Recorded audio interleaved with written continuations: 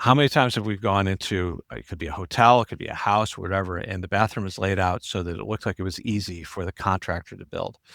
But it's almost impossible to turn on the water without getting soaked. What I do is inconsequential. Why I do what I do is I get to shorten people's journeys every day. What I love about our hospitality industry is that it's our mission to make people feel cared for while on their journeys. Together, we'll explore what hospitality means in the built environment, in business, and in our daily lives. I'm Dan Ryan, and this is Defining Hospitality. This podcast is sponsored by Berman Falk Hospitality Group, a design-driven furniture manufacturer who specializes in custom case goods and seating for hotel guest rooms. Today's guest is someone with over 30 years of worldwide hospitality experience. He's led teams realizing a broad range of project types, ranging from high-end interiors to architecture and urban design. He's a true innovator who's led the design of multiple new hotel brands and other signature projects that have moved the bar for our industry. He is currently the CEO at Champalimaud Design in New York City. Ladies and gentlemen, welcome Ed Bakos. Welcome, Ed. Thanks, Dan. It's a pleasure to be on the podcast. It's so wonderful to have you on. And I know that in life, we do so many different things. Like, we obviously have our vocation, we have our family, and we have our outside passions.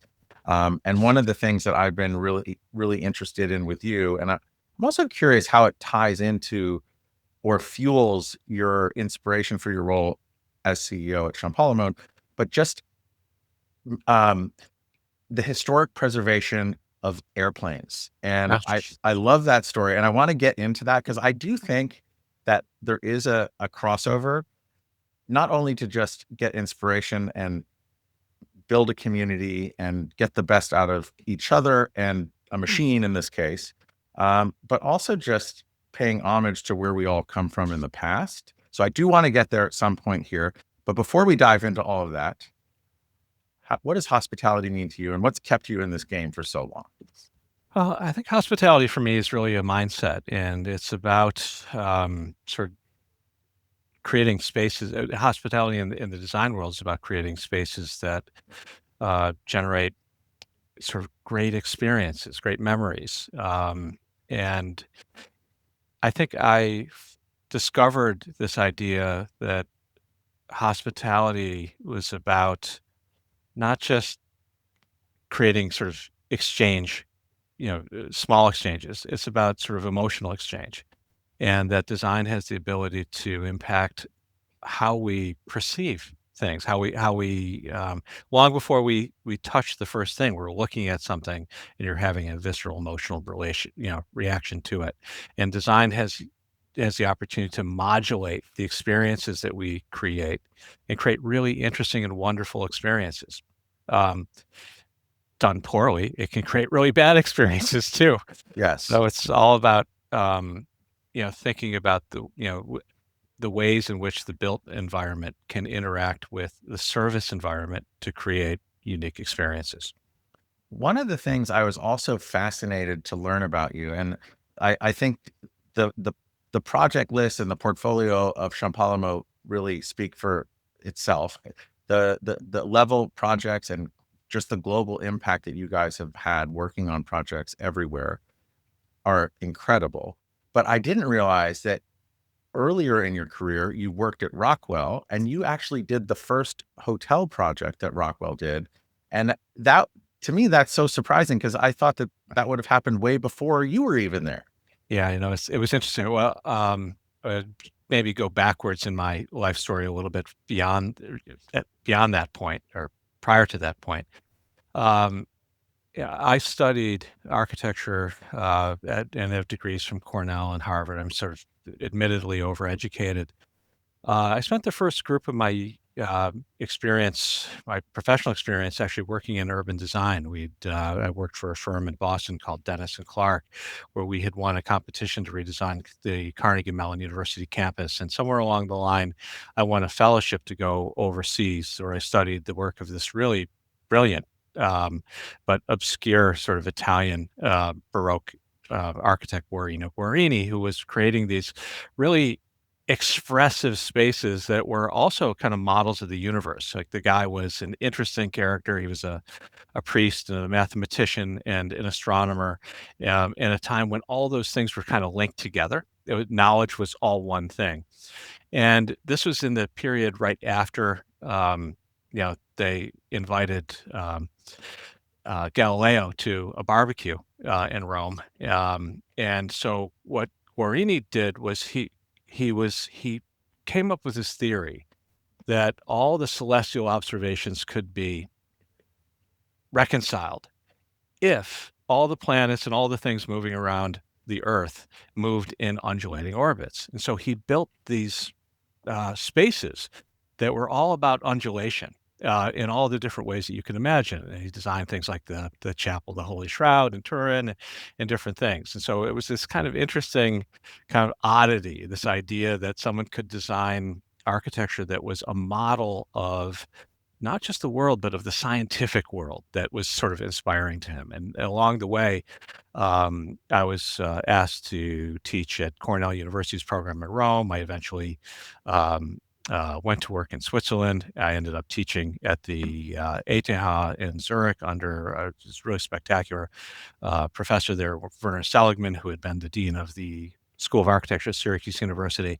And there was a part of my life where I thought that this, a room was the consequence of an idea of the city.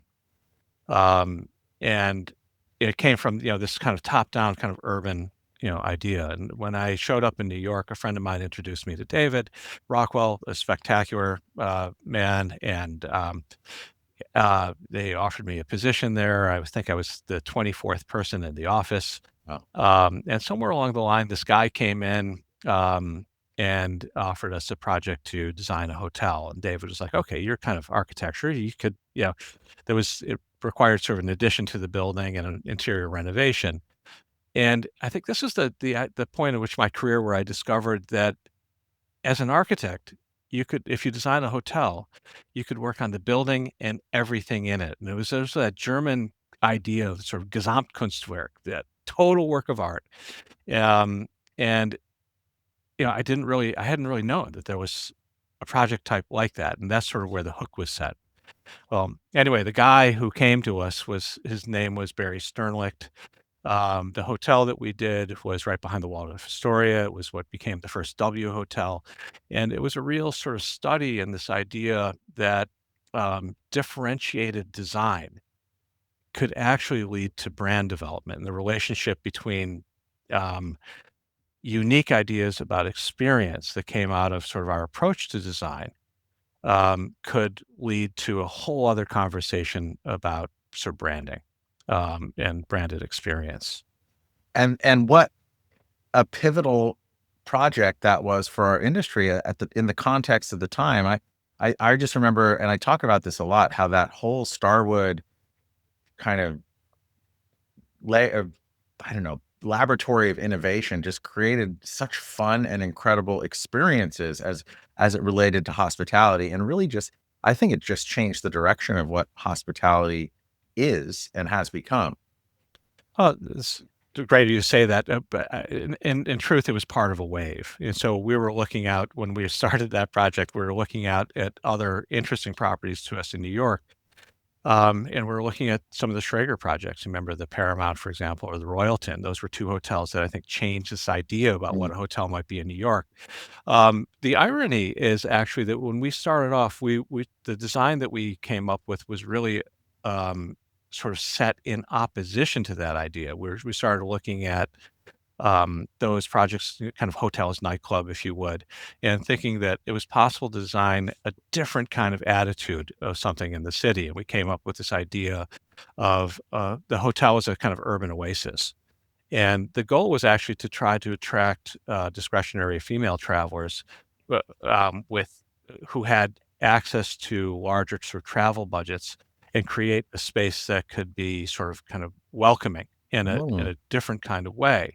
The irony is that the project ended up being really successful and kind of turned into another version of hotel as nightclub, but it was youthful, it was fun, it was fresh, and but our outlook for the project was really focused on notions of sort of developing a strategy and a differentiation strategy for what we thought it would be in this kind of sphere of other interesting hotel projects that were happening at the time in the city.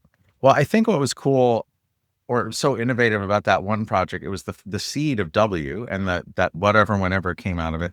And I think all the things that Schrager did that perhaps you were emulating, but also trying to evolve, I think what W did was they figured out a way to scale that excitement through nationally by creating this brand and to be a part of that. And I don't know, and just to go see all the projects that Rockwell has done since then, it's like it's pretty mind blowing. I mean, Yeah. as a prime mover in that whatever that type of hotel is. Also, I just want to give you a shout out because I have a lot of friends and many acquaintances who went to Harvard, and when I ask them or if someone asks them when we're out, where did you go to school? They invariably say, "Oh, I went up to school somewhere up in Boston or Cambridge."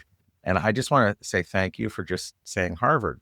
So many people run away from that. So I appreciate that. Yeah, no, it was interesting. So in a lot of ways, I worked with David for 18 years, Mm. principal at Rockwell Group, and I learned a heck of a lot from him in a variety of ways. But I think what was sort of fascinating for me, and to work with someone like Barry Sternlicht, who is just a brilliant person. Um, while we were working on the W on Lex, one of the things that we discovered was that the rooms there were super tiny, and we couldn't afford to sort of combine them. The ROI really didn't work out. But we came up with this idea that we would take the bed and we would do the last thing you would think about. We would rotate it and put it in the middle of the room. And there's this idea that we'd create this kind of secret garden like Mm. element that you'd come around the headboard into the room, and that everything would be about the bed. And to Barry's credit, while we were doing that project, he was buying, Sheraton ITT, Westin, and he came up with the idea that he took that notion about everything being about the bed and created the heavenly bed. Hmm. And it was again this kind of idea that sort of experience that the everything could be about taking one aspect of the experience and making everything about that. And why it took the hotel industry so long to think that everything could be about the bed is a really It, interesting question. that just blows my mind. And I know also from I just want to give a shout out to a vendor that worked on that, Deborah Herman. I think she Mm, was one of the early uh, people that helped concept all the bedding and everything. She just recently passed. It's very no, sad for all of us as an industry. But it is shocking to me that heavenly bed was probably one of the most innovative things in hotels up to that point. And I would say even maybe arguably in the past 20 years, and it's also crazy because you go to a hotel to sleep, right? yeah, exactly. It seems so obvious today, but it wasn't. And I have the credit belongs to Barry on this sort of this to sort of recognize sort of Mm. that this was the differentiating sort of aspect of it. And so, it's like as I sort of it was really for me this discovery that um, one that the hospitality, that the idea of a hotel as a type would open up opportunities. Every architect wants to think, that they, you think sort of large scale and small scale. And it's the idea of putting all those things together. For me, this was the discovery that there was a whole other world out there, and that would lead ultimately, to the career that I've been able to build here. Well, also just to have studied a visionary like Guarini. Did I say his name right? Yeah. Guarini? Yeah. Guarini.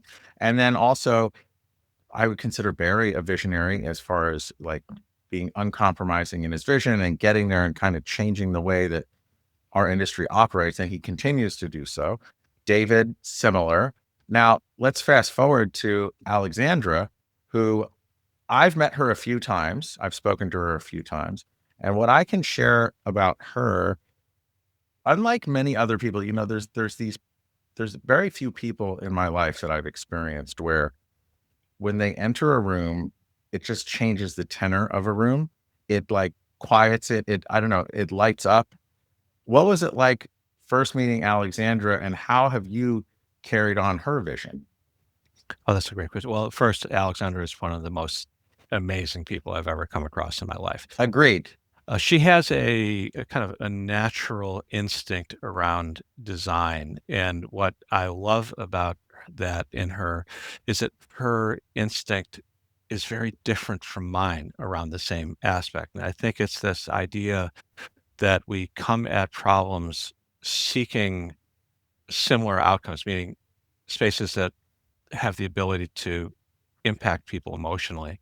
But we come at them from different sides. And I think that there's a kind of relationship between um, what she does so well that's so different from what my approach would be that make us both sort of better at what we do. Mm, Um, and but I would she's Alexandra is just intuitively creative.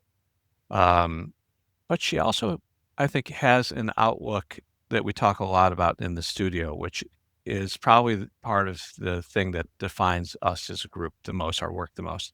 And I would describe that as just a point of view around how one lives. And and part of her, I think what Alexandra brings so easily is a sense of kind of unpretentious refinement, kind of mm, approachable luxury that um, that has an ease to it, and I think it's the unpretentiousness of the whole thing that made me sort of, think that, um, there's a way in which we can extend that vision into different kind of, areas. When I say, like, almost like different areas of the world where luxury is perceived very differently, like, this idea that luxury can have a voice, that in Hong Kong is different from in London. But there are sort of underlining sort of attributes to it. There's, the details matter. The small scale things matter. And actually, when it comes down to it, um, luxury has to be kind of functional mm, in a way before it's actually, you know, um, meaningful, I guess.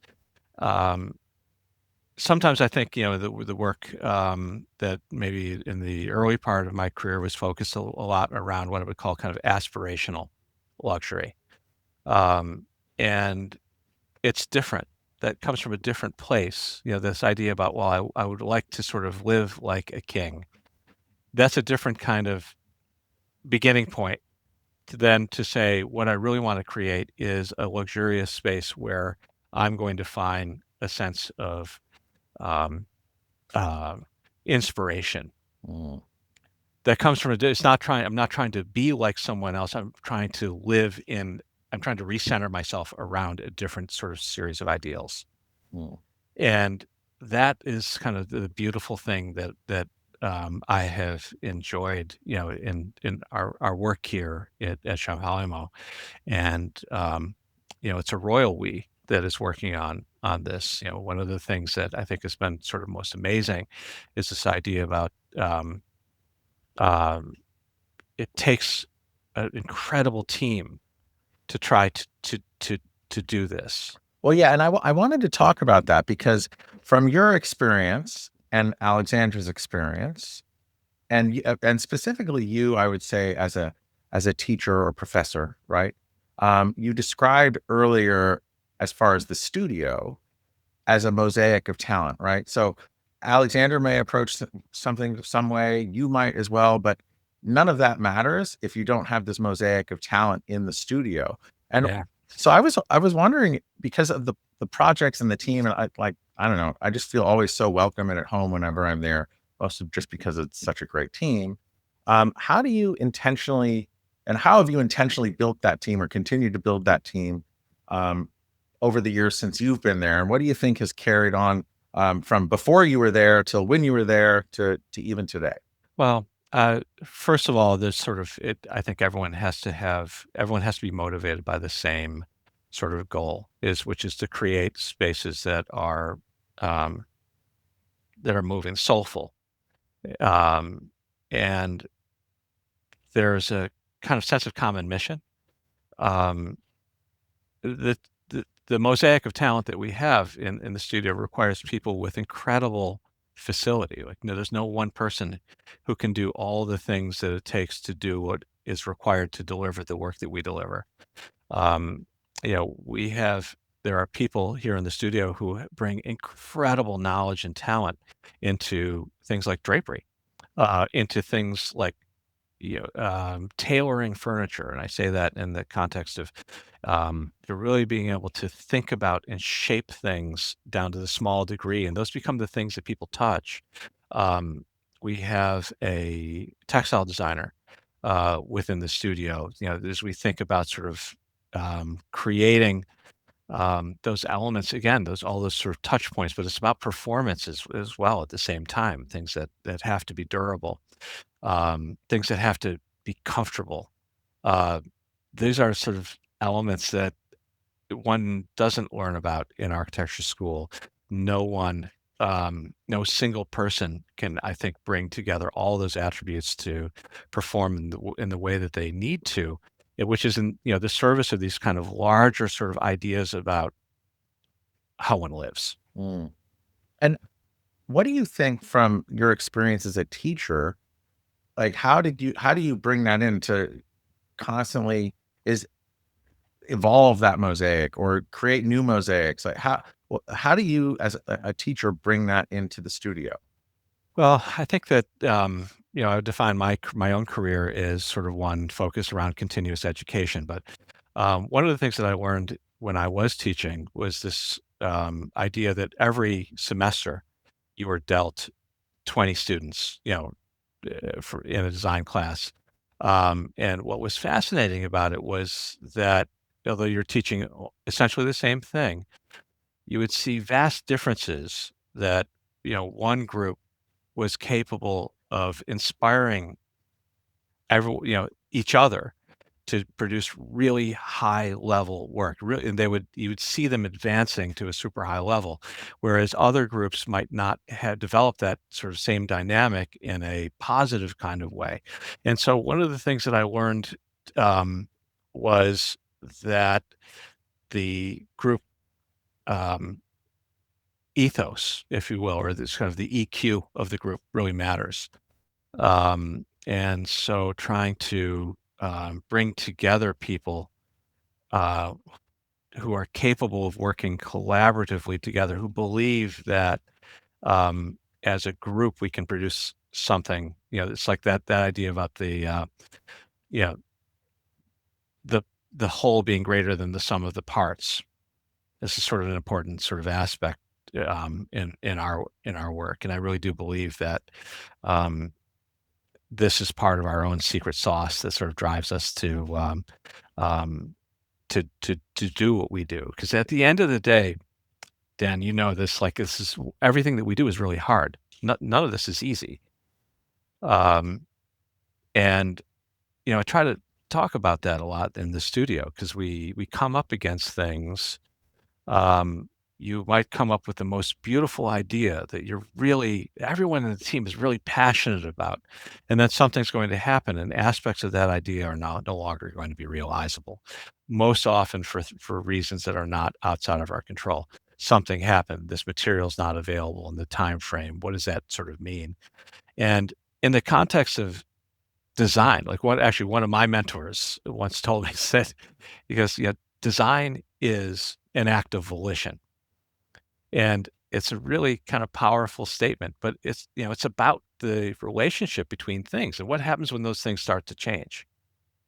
And so, I think that the way in which we can most be successful is in developing a culture that is not just resistant to change, because it is going to happen, but that is willing to embrace change. And I think sometimes when you look at writers, like a writer will say, "Well, I have this love-hate relationship with my editor," right? Because sometimes I think that what we have to do is see those changes as an opportunity to introduce editing that might actually end up with a solution that's just stronger than what we started off with. It may not be what we want. Yeah. So I like the idea of the editor, and I might be taking some of my own words, but this is just kind of a feeling that I've gotten in speaking with you. over time. But okay, so as far as Alexandra, the founder, you CEO, you have your furniture, space planning, textile, drapery, all the different specialists on the Mosaic, right? But so when I hear founder, CEO, I think of like hierarchy, but I also get the feeling from you, from the editing perspective, that you've also spent so much time trying to make your organization as flat and free and self-correcting as possible. So it's kind of like at odds with each other when you think about that, but I don't know if you said flat or if I'm making that up in my Oh, brain, but how do you build that so that you can kind of reshuffle or play the mahjong with the mosaic tiles every time for every new project, so you're self-correcting and optimizing for that? well, sometimes it's the mahjong is adjusting me and moving me around. I mean, so it's not really about, but flat is the goal. If I Yeah. could get rid of every title in the world in our studio, I would. You know, it's sometimes, the structure is required for client relationships and other things, but we try to do our best and not let that get in the way. Mm, Ultimately, the thing that's most important to me is this idea that the best ideas go forward, that we all need to be capable of grabbing onto an idea that might not be ours and pushing it to develop it to its highest possible level. Like this idea of the preciousness of an idea, the preciousness of pushing a design solution, um, that tightening up the relationship between those things. Even sometimes when we don't control, what some of those variables are that are driving us in this. The last thing someone wants to do is walk into a project and go, "Well, yeah, that was because this didn't happen." Like, you can't have apologetic moments in mm. the design. Hey, everybody. We've been doing this podcast for over 3 years now. And one of the themes that consistently comes up is sustainability. And I'm just really proud to announce that our sponsor, Berman Falk Hospitality Group, is the first within our hospitality industry to switch to sustainable and recyclable packaging, eliminating the use of styrofoam. Please check out their impact page in the show notes for more info. So give us an example of a recent project or a challenge on a project where that flat hierarchy, to just be oxymoronic, really came to to the rescue, in the sense that the best idea did come forward and you were able to delight all stakeholders.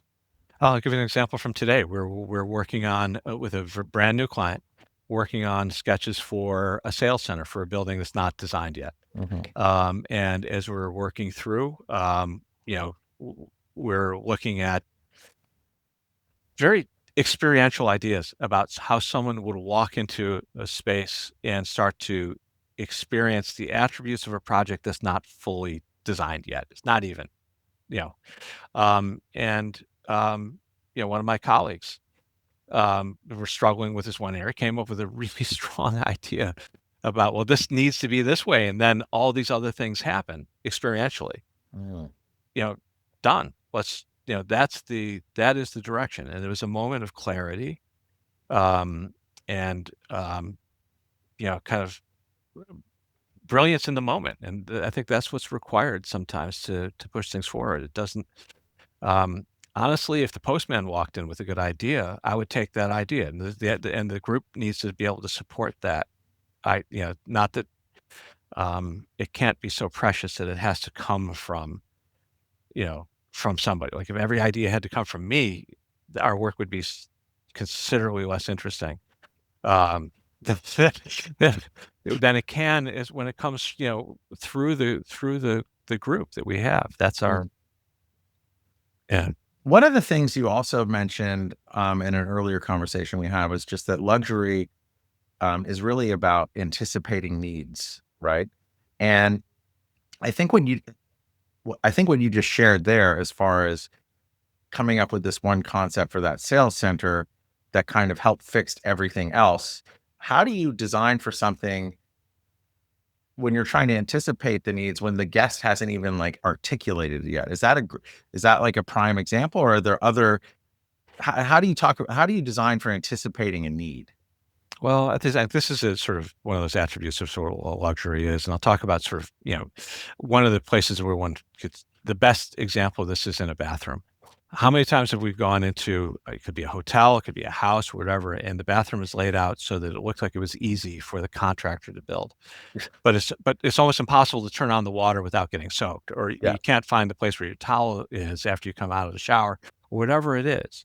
And those are all examples of the failure to anticipate need. Mhm. So those are all, those are the things that we try to look towards. It's like I think, sometimes it's the placement of a chair in front of a window that provides a moment of comfort that that's the anticipated need. This idea that, design should be able to elevate, and trying to, design is a relationship between different things. Why do certain combinations of things provide us with more satisfaction? You know, don't know, right? But I do know that the certain combinations in certain settings are, are highly successful and can be highly successful. And that's different almost for every different project that one works on. So it's the pursuit of those ideas. It's the pursuit of those relationships that start to sort of anticipate need. And at that point, you start to set up the conversation for what can actually be real luxury, not just sort of the appearance of luxury. Um, I mean, in a hotel, at the end of the day, service is the only real differentiator, right, of luxury. Design can support that service. And a lot of times what we look to do is to, figure out what service we want to create that would feel differentiated and then design the entire room around that moment. This Mhm. idea, you know, that the room design should fit the glove, should be the glove on the hand of the sort of service idea. And those two, when you get to that point, then you start creating this sort of thing that everyone talks about, but very few deliver on, which is that authentic experience. And, perhaps that harkens back to that first W project with the bed being an island in the middle of the room where you kinda have to walk around the headboard. I don't know if that would be luxury necessarily, but is there a small detail in a recent project that had an outsized a small I guess if you were looking to anticipate the guest's needs, was there a small detail that you focused in on that had like an asymmetric or outsized impact on what that guest experience would be? Well, sometimes the strategy that is developed is a way of taking something that would normally be perceived as a negative and turning it to your greatest strength. Mm, Right? So, I mean, the W bed, that one that were talking about, was an example of taking super small room size and at least turning it into a kind of memorable surprise, hopefully in a good way. Recently, we worked on the renovation of the Hermitage Hotel in Beverly Hills. And it was a building that was originally built as a residential building with very, very low floor to ceiling heights, like 7 feet, 4 inches or something. It's probably not even legal today to make a ceiling that low.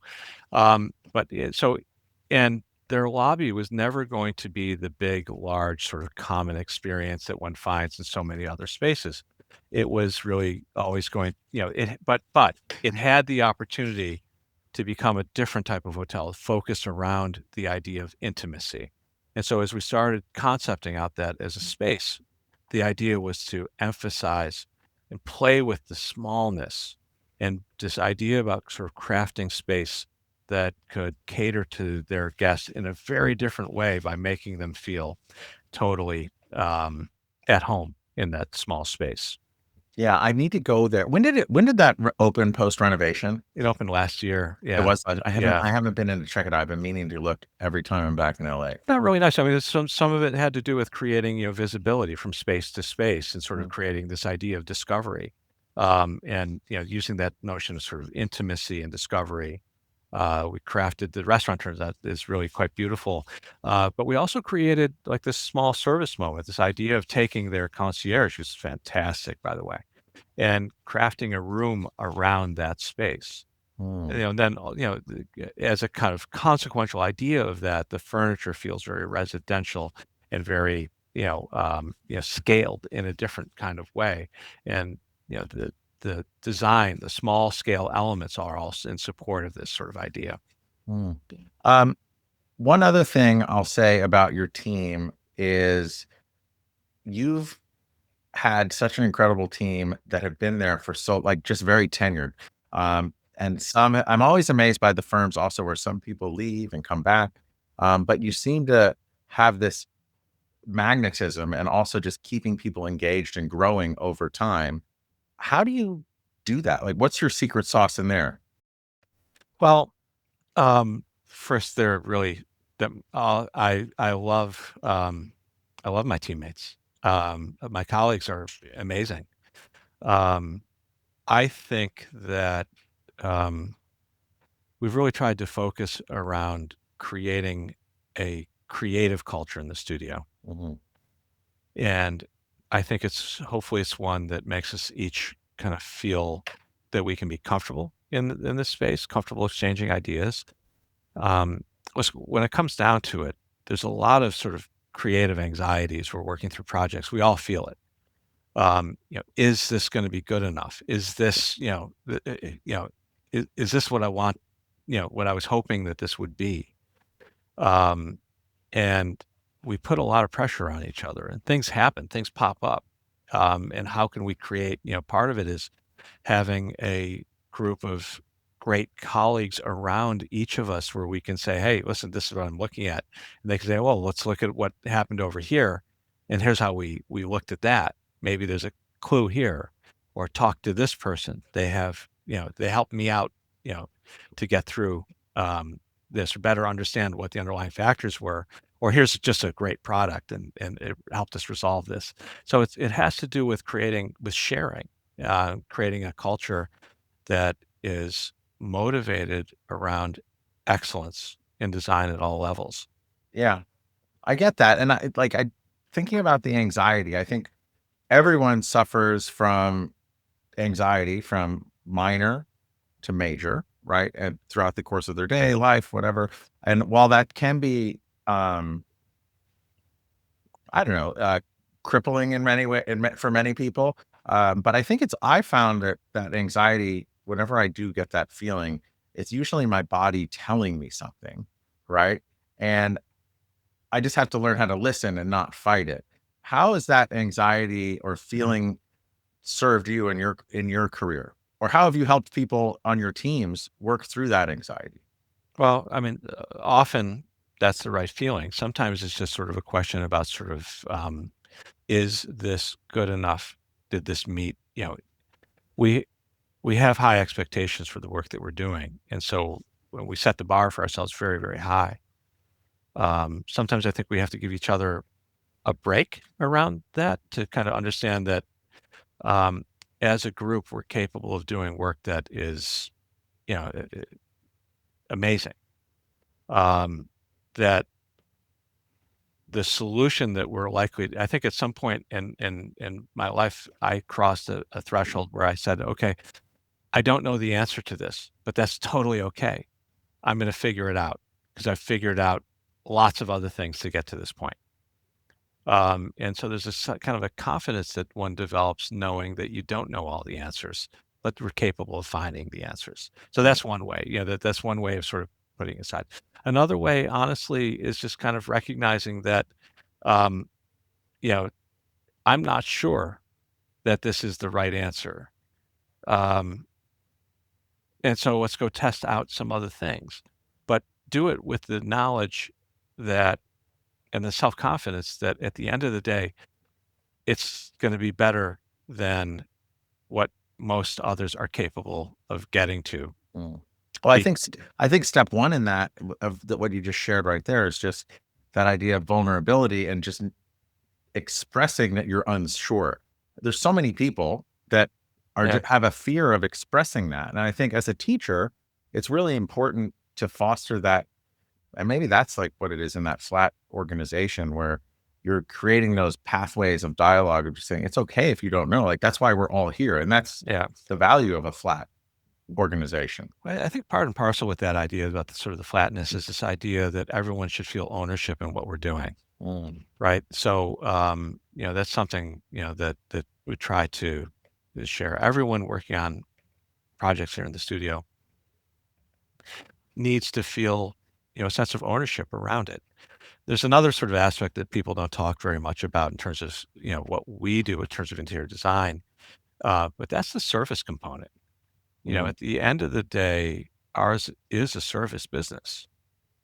People are coming to us, if we don't know the answer to something, they're coming to us because they think that we're capable of solving it, and we usually are, mm, in terms of being able to put your head together to think through something, and things don't always go right. Sometimes that's the moment, you know, at which the only thing that matters is what you do next. You know, solve help solve the problem, help, um, be a good listener. So speaking of what comes next, and again, I don't know, nothing is as easy as it seems, but it would seem to me that with the team that you've built and the portfolio that you have, um, you get a lot of incoming opportunities. Like I would say the pick of the litter, you're working on some of the best projects consistently throughout the world. And that's the envy of many firms, to be a part Ye of, um, and to emulate the work that you've done. And it's pretty, I mean, it's impressive. Oh, So as you have all these inbounds and you're also out there looking for the right project as far as what comes next, what are those projects or clients or collaborations that, really get you excited to work at? And like, if you could get that, Harry Potter sorting hat to sort all the different opportunities out there. What are the best what are the ones that you as a firm are most attracted to? well, the first thing to say is that it's, you know, this is totally a group effort, right? You have to circle back to that. So, um, I think one of the things that we set out for, it's kind of a mantra in the studio, is that about we're not after world domination, Mhm, right? I don't want to design everything in the world. I would like for us to be able to design a small number of really interesting things. And they don't have to be big projects, they can be small projects, but um, what we look for is, um, our ideal client might not know exactly what it is that they want something to become, right? mm, Um,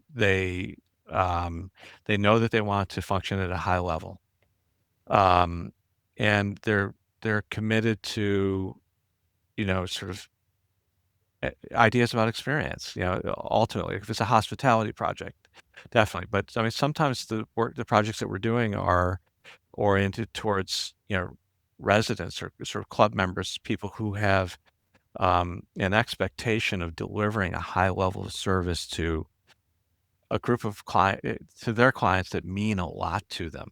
They're not just trying to collect anybody from, to come and spend a dime in the space.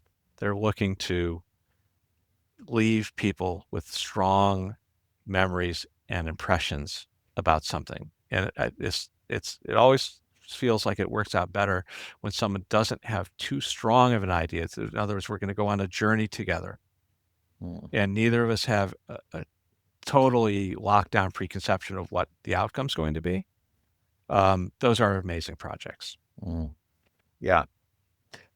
I tried to keep hash marks on my notebook here of how many times you said group and team and just everyone working together and that idea of the whole being greater than the sum of the parts. And really, if you're doing everything the right way, the whole should be greater than the sum of the parts.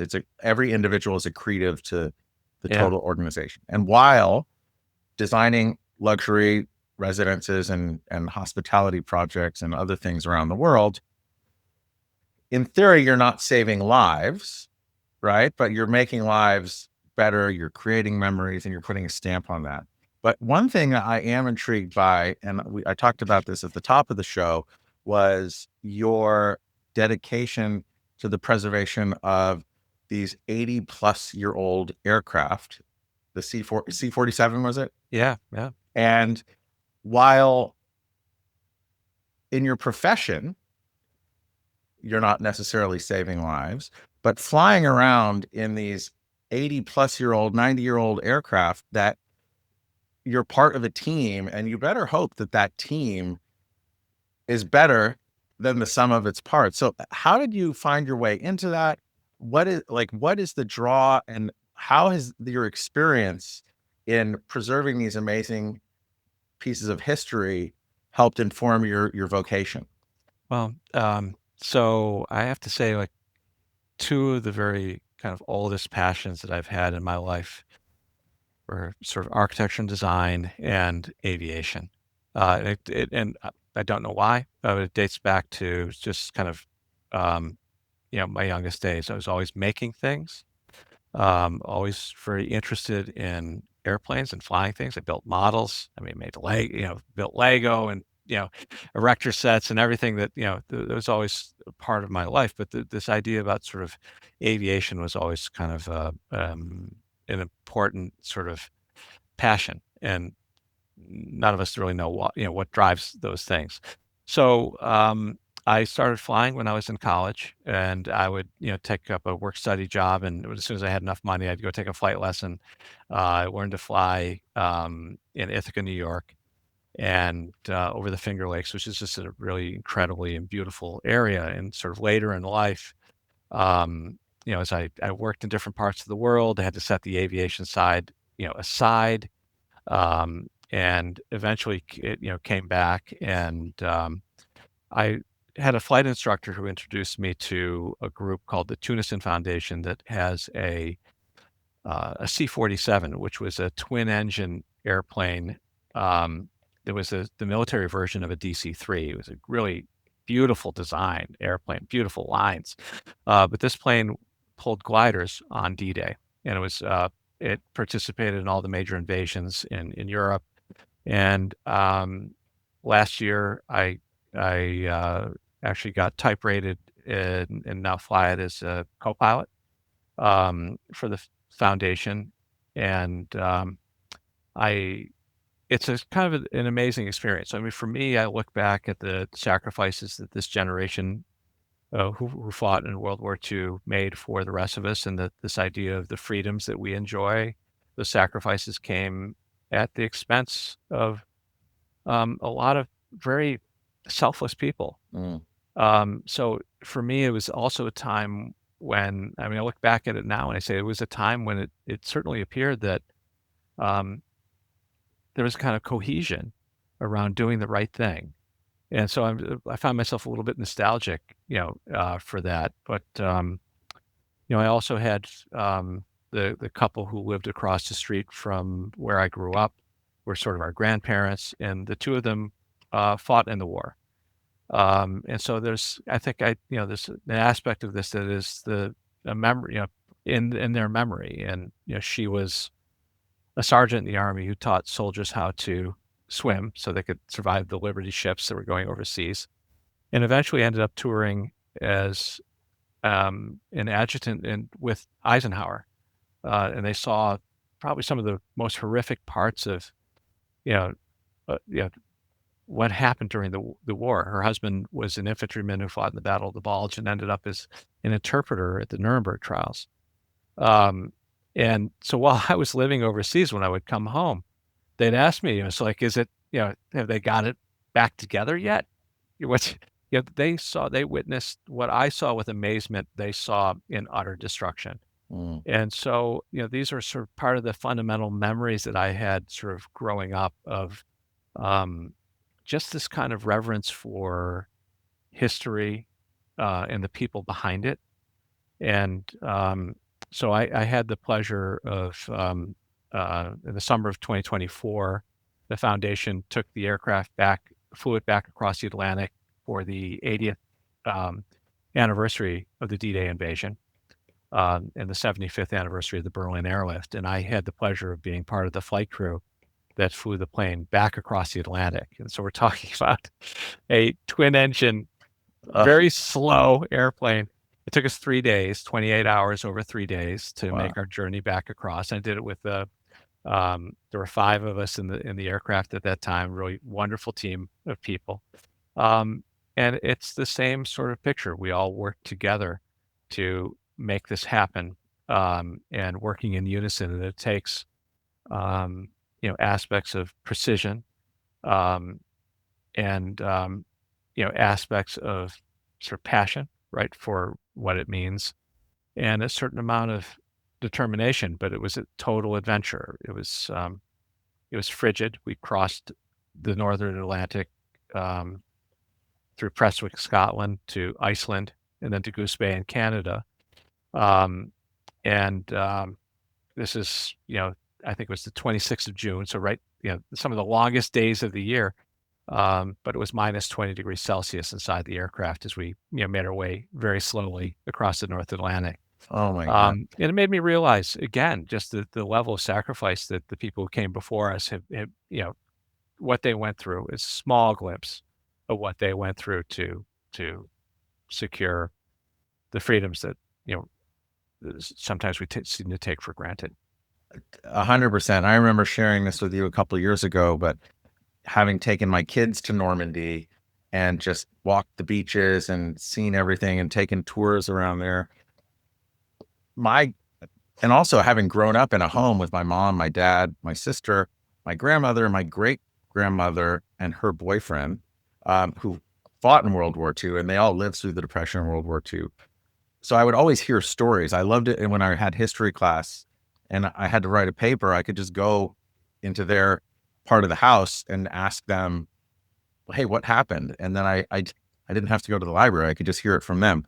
But I also get the feeling that, and I'm so happy that you're preserving this and keeping this memory alive, because with my kids, when I left Normandy, I just got the feeling that after 80 years, we collectively forget all those horrors. And it's really important, I think, that um, we keep those alive and we keep telling those stories, because that was a pretty crazy time of just like full on mechanized adversaries going up against each other with industrial supply chains behind all of them. Yeah, when we were in Wiesbaden for the 75th anniversary of the Berlin Airlift, there was a speech that was given by the Lord Mayor of Wiesbaden, and he talked about how there was a moment, you know, just a few years after the war had ended, where two peoples who had been at each other's throats in a vicious war, um,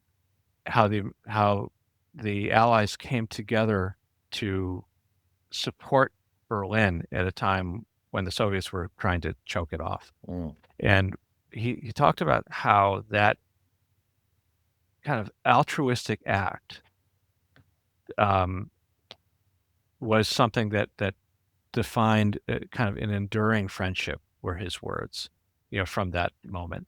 And it made me think that, we all, it's easy to be cynical about the world today, but all it takes is doing the right thing to turn the tide of this entire relationship. And it was a really heartwarming message. And I wish that more Americans could hear this and yeah. and hear the deep, s- you know, the appreciation and that kind of this idea about enduring friendship that would stem, from you know adversaries, vicious adversaries, and how doing the right things can change, Yeah. can be an agent of change. And what a beautiful idea, that is in the world today. And, here we are, it's like I think about what we're doing, in the studio today, this idea about sort of, just focusing around beauty and experience and sort of defining, trying to control the things around immediately around us, and think sometimes it'd be really nice to try to, again, this idea about, you know, leadership sometimes involves um, being the bigger person, in the relationship, and giving, back in some ways through, inspiring other people to do the right thing. Yeah. Yeah. And so I'm just grateful you're doing that. I'm grateful that you're um, at the helm of your flat organization, and helping build this Mosaic, because I just appreciate all the work that you are doing, have done, the team that you've built, and the projects that you've worked on are fantastic. And if anyone wanted to learn more about you or Champalimaud, what's a good way for them to connect? Well, our website, champalimauddesign.com, is always a good place to start, and I'm on LinkedIn. Yeah, thanks, Dan. This was a great conversation today, and I've enjoyed being on the podcast with you today. I've enjoyed having you as well. So thank you, Ed.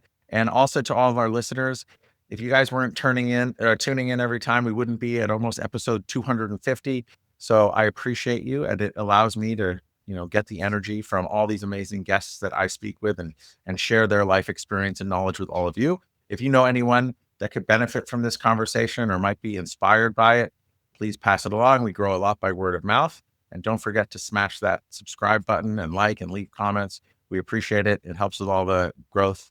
And thank you. And we'll catch you next time.